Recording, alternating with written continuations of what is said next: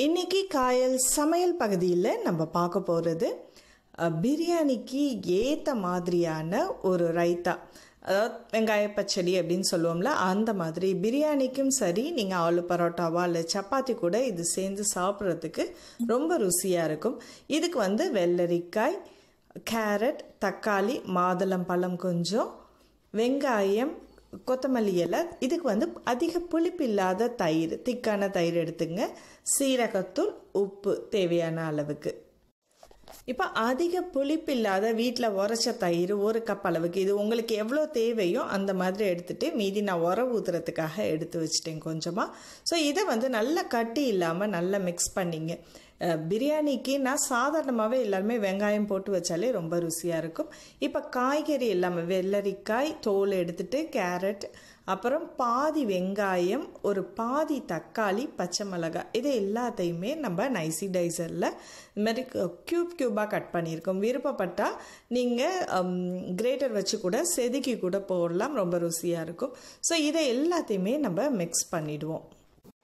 பிரியாணியை பொறுத்த வரைக்கும் எல்லாருமே வெங்காய பச்சடி மெயினாக பண்ணுவோம். ஆனால் அந்த வெள்ளரிக்காய், கேரட் இந்த மாதிரி கட் பண்ணி போட்டு பாருங்கள், ரொம்ப ஒரு சுவையாகவும் இருக்கும், சாப்பிடும்போது கொஞ்சம் டிஃப்ரெண்ட் டேஸ்ட்டில் இருக்கும். இப்போ இதில் சீரகத்தூள், உப்பு, காரத்துக்கு நம்ம பச்சை மிளகாய் 1 கட் பண்ணி போட்டிருக்கோம் பொடிசாக. இது விருப்பப்பட்டால் நீங்கள் தனி மிளகாத்தூள் இதோட சேர்த்து கொஞ்சம் நல்லா மிக்ஸ் பண்ணி விட்டுடலாம்.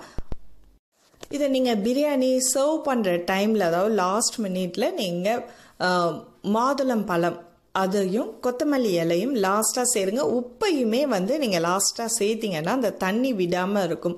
அதனால் எப்போ நம்ம சர்வ் பண்ண போகிறோமோ அந்த டைமில் தான் இதை லாஸ்ட்டாக சேர்த்துட்டு நல்லா மிக்ஸ் பண்ணி விட்டுடுங்க.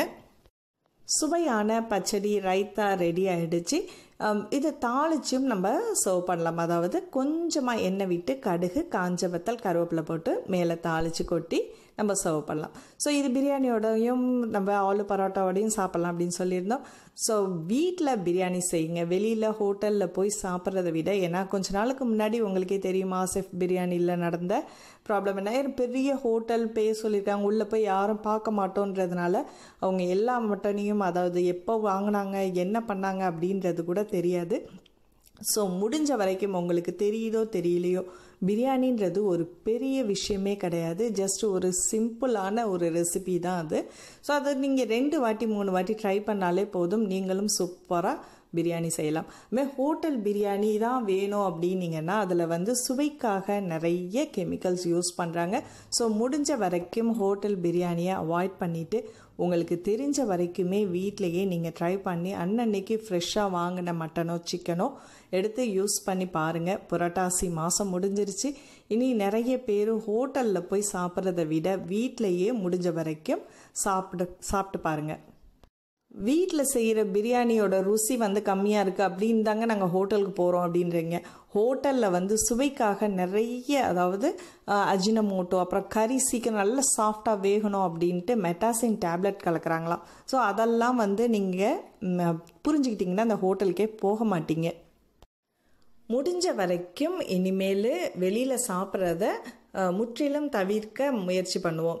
ஸோ இந்த வீடியோ பற்றின கருத்துக்களை எங்ககிட்ட ஷேர் பண்ணுங்கள். காயல் சமையல் பகுதி உங்களுக்கு பிடிச்சிருந்துச்சுன்னா சப்ஸ்கிரைப் பண்ணிவிட்டு உங்கள் நண்பர்களுக்கும் ஷேர் பண்ணுங்கள்.